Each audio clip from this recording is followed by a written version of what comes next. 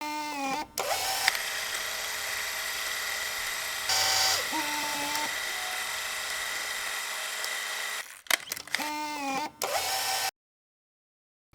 ce mois d'avril, la bibliothèque Armand Gatti est très heureuse d'accueillir en résidence de création Sofia Larrora avec la Wow Company. Sofia, bonjour. Bonjour. Tu es vénézuélienne, cinéaste, metteur en scène, artiste protéiforme, ancienne étudiante de la FEAR à Marseille, et tu es ici pour la création de ton premier projet en France, qui est pensé pour l'espace public et qui se nomme Dépaysé. Dépaysé est une histoire qui parle de migration, de patrie et de déracinement, mais c'est avant tout une histoire d'un homme désorienté, un homme qui va devoir apprendre à se réinventer. Comment est né ce projet? Quelle est son origine, son point de départ? Je n'aurais jamais imaginé faire un projet qui parlait de l'exil, comme c'est le cas de mon projet Dépaysé, mais finalement le sujet m'a choisi. Du coup, c'est d'abord mon histoire, et aussi c'est l'histoire de plus de 6 millions de Vénézuéliens qui sont maintenant éparpillés par le monde entier. Donc maintenant, on est la migration la plus grande du monde. Et Venezuela, c'est le pays avec la réserve de pétrole la plus grande du monde. Et pendant la Seconde Guerre mondiale, le Venezuela a accueilli des millions d'étrangers qui sont venus de l'Europe et aussi des pays voisins comme la Colombie avec la guérilla colombienne et aussi des pays d'Amérique du Sud comme Chili, Argentine avec les dictatures. Du coup, tout ça a fait que mon pays, Venezuela, est un pays multiculturel et avec une culture comment dire, qui voyage partout. Mais on n'a jamais eu cette nécessité de partir de notre pays. On n'était pas une culture nomade.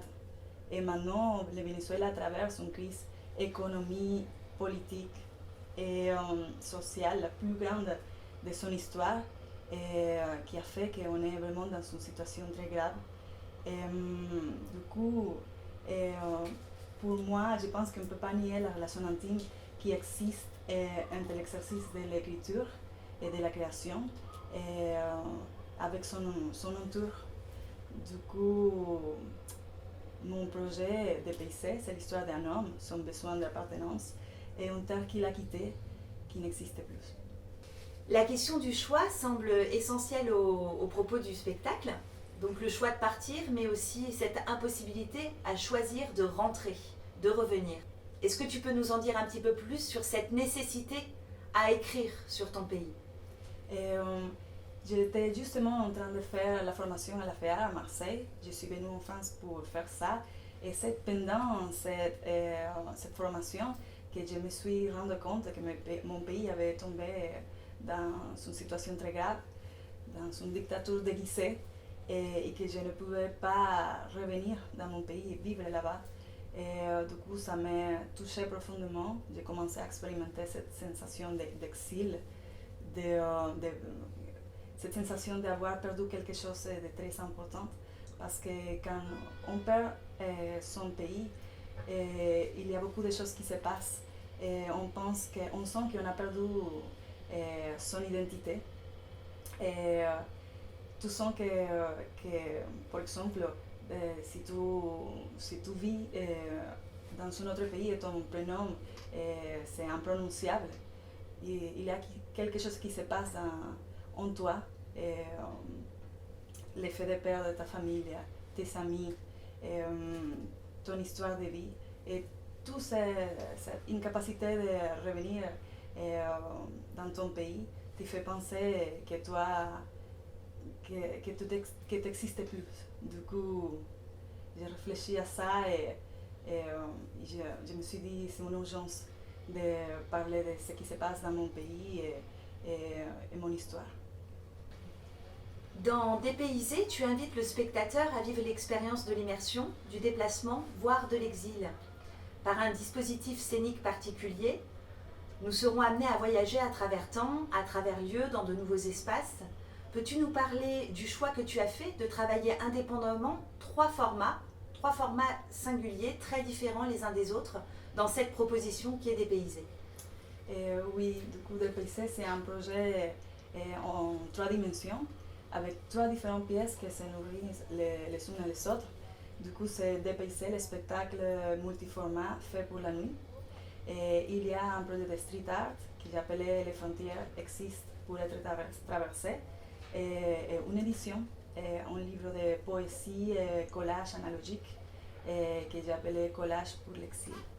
Du coup, DPIC, c'est un projet multiformat fait pour la nuit où il y a différents formats.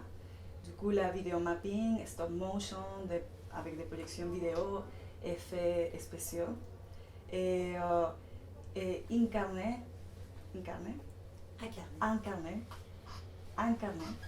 pour un danseur de théâtre physique.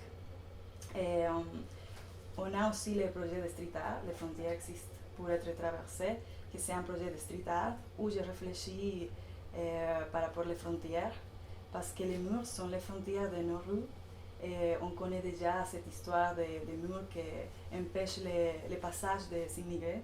Du coup, je me suis dit, j'aimerais bien travailler avec cette frontière, avec ces murs, avec de street art, avec des papiers, de la colle, et avec des cartes du monde que je découpe et je colle à nouveau. Et on fait une nouvelle géographie.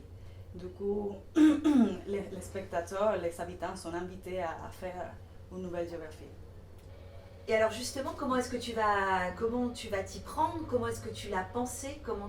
Ces trois formats vont-ils s'articuler?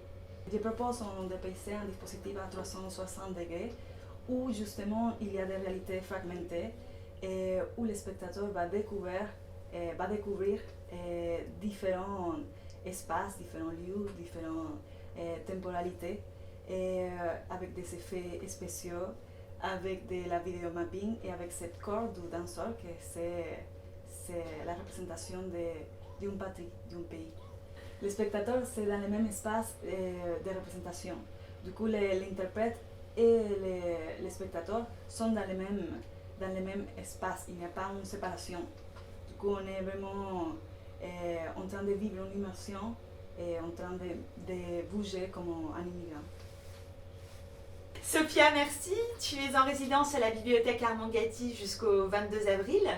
On te souhaite bon travail et nous suivrons attentivement l'évolution de ton projet. Merci beaucoup.